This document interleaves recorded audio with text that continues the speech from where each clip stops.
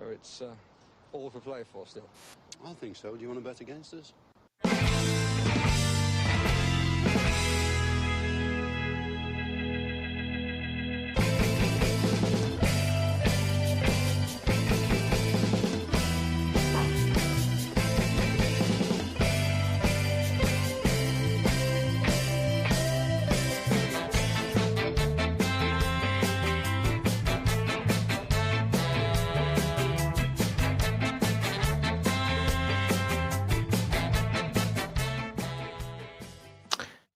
Hello, Aston Villa fans, and welcome to For the Love of Paul McGrath podcast and a deeply annoying, frustrating, angry night where Aston Villa threw in their almost their seasonally performance whereby they put in an arrogant performance and in a time where they could not afford one. A performance whereby the first 35, 40 minutes of that game, they looked like they were running away with it. Complacent chance taking led to Aston Villa only being 1-0 up, and then essentially led to Aston Villa just being completely and utterly having their pants pulled down in the second half from a team who arguably their two of their better players had to go off injured, and all came from naivety, all came from poor left back play. The second goal did, and then we miss a penalty. They're the two goals that we conceded. Then we miss a penalty in just the most Aston Villa way that you can miss a penalty. You blazed it a million miles over the bar.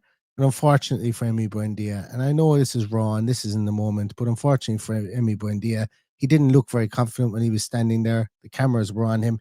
He didn't look like he was confident in sticking it in the back of the net. And he put it Roberto Baggio style 6 foot over the bar.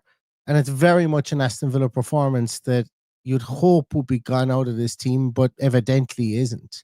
A performance whereby our missed chances come back to bite us when we were massively in the ascendancy, and just careless finishing, number one, in those instances, and then careless defending from two very, very similar situations allowed them back into this game. And Aston Villa have no one to blame other than themselves, and Go Ahead Eagles should puff their chest out, should be absolutely delighted with that, because their game plan was really there, it was really evident, and it was to the fore almost immediately at the start of the game. Try and get Aston Villa with those deep cross balls to get their high line and get players running off shoulders, and that's what happened, and Villa didn't adjust to it at any stage in the game whatsoever, other than when Tyrone Mings and Emi Martinez turned around and started shouting at each other after the second goal. And even at that, they still had chances where balls came in from behind, went over the defense, and people were making runs off the shoulders. So I think it was like there's a lot to be really, really unhappy about in that game. The first 30 minutes, there was a lot to be happy about. Gassan gets his goal. Jadon Sancho looks like he's dominating down that left-hand side, and things you wanted to see happen were happening. And then we just completely and utterly just decide that, we aren't in this game anymore or whatever. And then they get their goal, and fortuitous first goal, I think, for sure. And then I'm flummoxed as to how we let it happen for a second time. So the first goal obviously comes from our goal comes from actually I can't even remember how it started, to be honest with you. I'm so kind of annoyed at how the rest of the game went, but it was cleared out, and Evan Gassan gets his shin to it, and it just basically rolls into the back of the net, and Villa go 1-0 up after 5 minutes. Then hot in the heels of that, we have an Ollie Watkins chance where he should be putting that in the back of the net, just a poor finish. And then Evan Gassan gets another opportunity where Emi Buendia, who was sliding through beautiful balls all first half, slides him through an absolute cracker. Gassan takes it on, does everything well until it comes to the finish. Yes, the goalkeeper does make himself big, but we need to find a striker that can score one-on-ones, because we just don't seem to have one in the team, just like we don't have a single player in a 25-man squad that can take a penalty.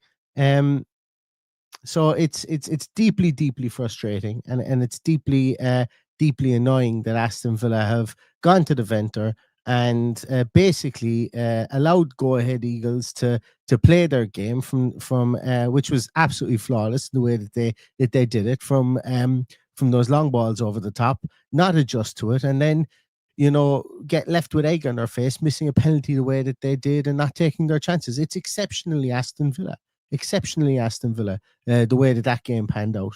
And again, as I say, it is that touch of naivety. I don't know whether you call it naivety or whether you call it arrogance. The way that we after the first 30 minutes we let the next 60 minutes transpire. I will say with Go Ahead Eagles' first goal, it comes from a free kick. Twigged, the guy who came on for the injured centre half, takes it.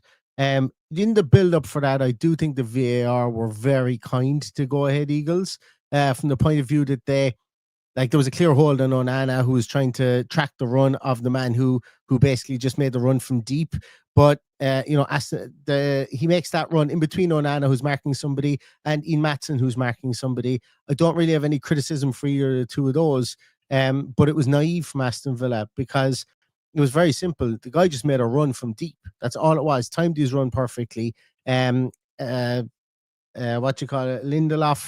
I can't remember was it that one or whether it was the first one that was ruled offside, where Lindelof was playing everybody onside. But this guy made his run anyway. It wouldn't have made a difference. He was onside during his run. But there was a chip and there was a pick, NBA style pick, and there was a hold in there as well, which is fine. Look, if the VAR missed those, they missed those.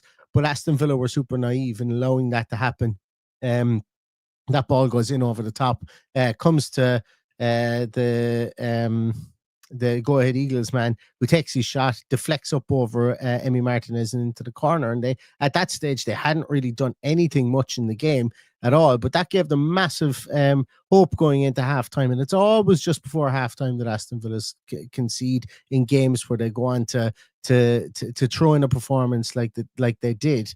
And they go in at 1-1. And I suppose at that stage, I was still feeling confident that Villa would come out and do something. And they did come out in the second half and they did own the ball. But once again, they have a situation whereby they get fronted up in a situation whereby they just have to have somebody running off the shoulder. And I know that there's quite a lot of people that you could blame for a lot of things that went on in this game, but I'm trying here to share up a still shot that I took of the second goal, and I think this is going to highlight it.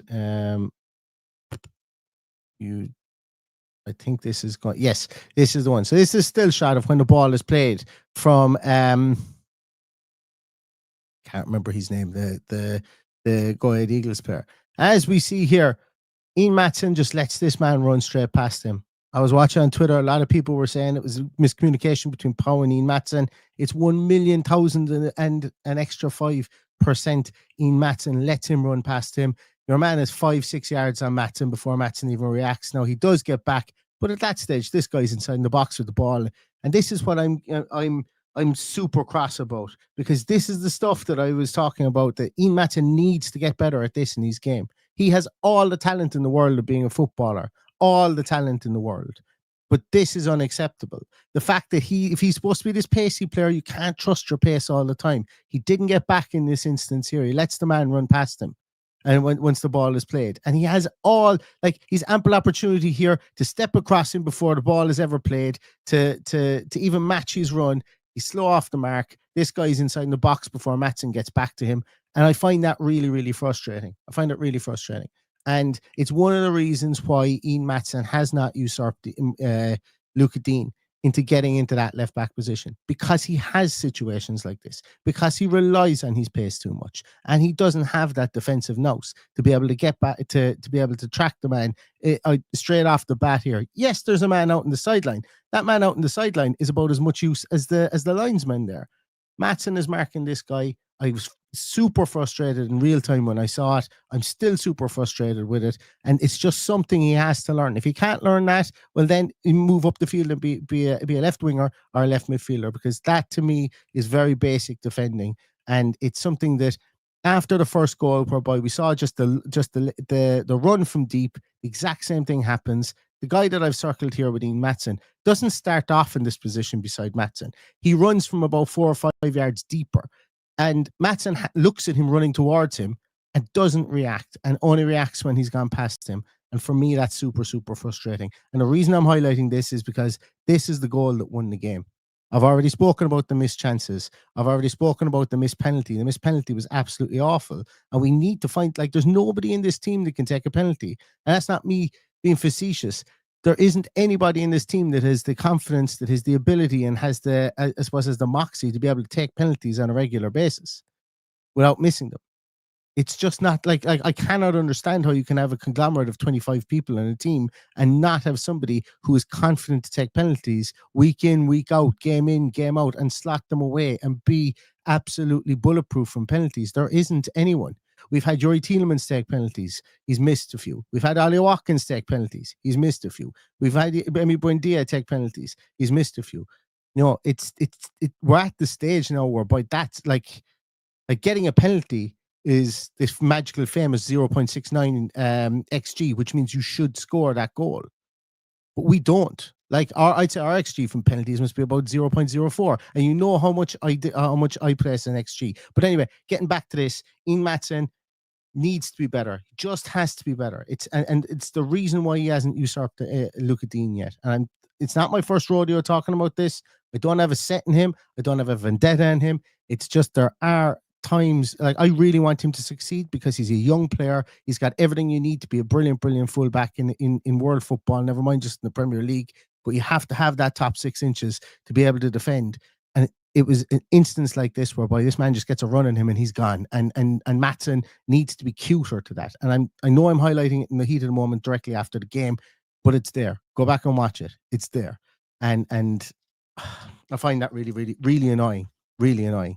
That we're still seeing stuff like that in professional football from fullbacks and from and from the team, the whole lot of the team in general, the naivety here of not being able to defend stuff like that. I find it really, really frustrating. In an instance like this as well, what we could also say here, and I know this is from open play, but like we've a very good line there. Like, there's a good line from that back four there. So that's the thing that's making this more frustrating. Like even the line, even Gassand is in a brilliant line here. It's the fact that he has a run in him. He can see him running from in front of him, and this happens. And I find that really, really frustrating, and really annoying in real time. So I'm going to stop talking about it now. Altogether, as I say, it's a game that Aston Villa, this has to be a real massive kick up the arse to Aston Villa. You know, that those types of performances are all too common when we go up against teams that we should be beating. You know, whether it's been under Dean Smith, whether it's been under Steve Bruce, whether it's been under Steven Gerrard, whether it's been under Unai Emery, no matter, like, going back time immemorial, we throw these performances in. That's why it's an Aston Villa type performance for me. And I'm frustrated. And I think the whole series of events is frustrating. The naive defending, the poor defending, the poor penalty taking, the not taking our chances when we were massively in the ascendancy. It looked like it could have been 5-6-0 in the first half an hour if we just started taking our chances, but we didn't. And we didn't because we don't. And historically, we don't take those chances. Regardless of who they fall to, we don't take those chances, and we're not ruthless enough. And today was not. Today showed up like the holy trinity of the areas and whereby we are, where we really need to go if we are to be a top team. You know, realistically speaking, if we're to get into the Champions League year in, year out, and things like that, games like this show that we've got no right to be there year in, year out, because we've got these performances in us. We've got performances where we flatter to deceive in front of goals. We've got performances whereby we don't make the needed adjustments in defence. Go Ahead Eagles made a brilliant adjustment in defence when your man went off. They basically tightened everything up. They went very, very central. And like, as you can see here, they compacted Villa together. They pushed players right up on the line. They made Villa tighten the spacing between midfield and defence. So it became a kind of a pinball screwball if the ball dropped short. And if the ball didn't, because of the space we had in behind, it became an onrush of two players. Like, you see this, there's two players here on the shoulder. There's two players on the shoulder here that they could get onto this ball 2 players here. So it was a very simple game plan that Villa didn't adapt to. And I find that frustrating. I really, really do, in case you haven't picked up on it after the last 15 minutes of me ranting and raving and talking about this. So this is one that I will be marking down in the Villa need to do better. They need to be better than this game tonight. They really, really do. And they should be better. And I'm expecting them to be better. And it's one where I very, very rarely come on here and I'm annoyed and cross. I can usually find, modicums of bits and pieces. I can see, yeah, well, this worked and that worked. And yes, you could see that with Jadon Sancho in the first 30 minutes. But that's all gone out the window by the next 60 minutes of just lapse of concentration after lapse of concentration and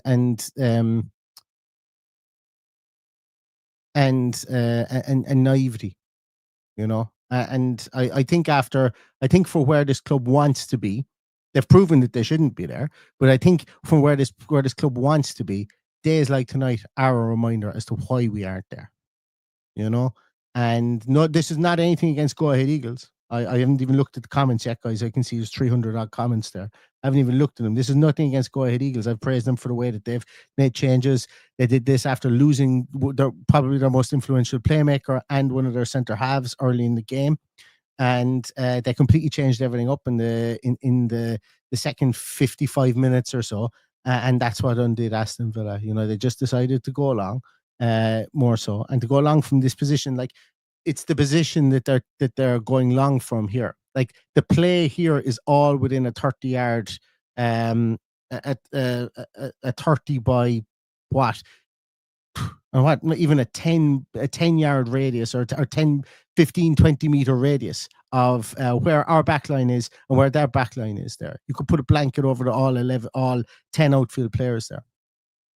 They're all within a very, very congested part of the field.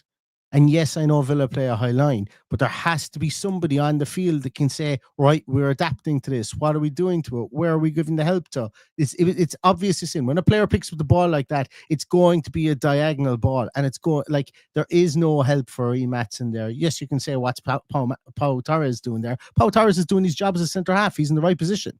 Your man makes a run from further back. So it's frustrating here. It's so frustrating to see this because just the condensed nature, and Villa played into Go Ahead Eagles' hands, which was a very good game plan to condense it all up here like this and just run off the shoulders. And it's a very, very simplistic game plan, and Villa could not, on the field, they could not adapt to it. They could not adapt. And they should have been able to stay within their own structure and adapt to it. And when I watch back the game again, I'll have better ideas as to how they could have done that. But they didn't. And the result is they lose 2-1. They miss a penalty within the last 10 minutes. 10 minutes or so. So really bad, really frustrating night at the office. I can't see that Unai Emery is going to be too happy looking back at a lot of what happened in the final 50 minutes of this. I am going to come to some of your comments there as well, guys, because where are we? I did see Sean. I did see Sean on TV, all right. Sean was not too happy at that penalty, and he was dead right not to be happy as well. Look, there's an absolute ton of comments here. I don't even know where I've come in and whereabouts what I was talking about. Where are we?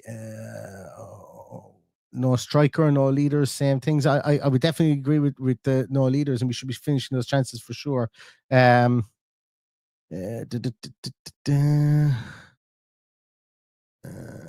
else are we?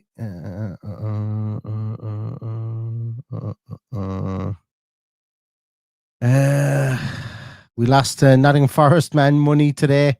I'm going to just come down here, guys. I think there's a lot of people chatting with each other as well in the chat here too. So it's hard for me to pick out chats that maybe aren't responding to other people. But listen, guys, I will go back through them as well, and I will look at them. But look, apologies for my massive soliloquy there. I know I look like I'm picking on Ian Maatsen there. I've got such high hopes for him, and that's what it is. That's genuinely, it's high hopes, and I just felt that was That was something I needed to highlight in the heat of the moment afterwards, because you can't let somebody do that to you. And that guy who scored that goal was a fullback. That's not a striker that's on Ian Maatsen's shoulder there. It's a fullback who come up into that position.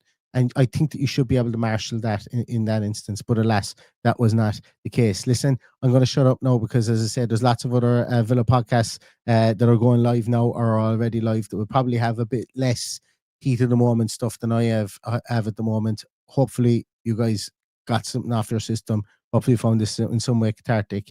The only thing the Villa can do now is brush themselves down for Sunday versus Man City, get that out of the system, and figure out what went wrong on the bus journey home or the plane ride home tonight, and put it right for Sunday. It's not the end of our Europa League competition, obviously, but you win that today and you're more or less through after the first 3 games. Losing that today wasn't on anybody's radar, but we have lost it. That's how you regather yourself and show the character to come back from that losing in what sounded like an absolutely brilliant ground, what sounds like an actual, to be honest with you, it sounds like an actual pretty fun club, to Go Ahead Eagles, the way that they have the things in their, all the different things in their trophy cabinet. Well done to them tonight, but Aston Villa need to look at themselves, look at some of the things that they did today, and put those right as soon as humanly possible, and need to do that before the weekend. Specifically, you're talking about strikers who are going to play off the shoulder. You've got the best striker in the world coming to town at the weekend, so